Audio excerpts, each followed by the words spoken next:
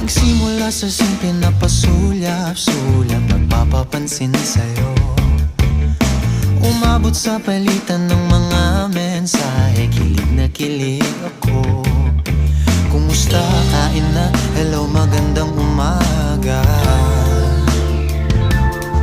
Ingat ka, pahinga, huwag kang masyadong magpupuyat pa. Naramdaman ng puso na dahan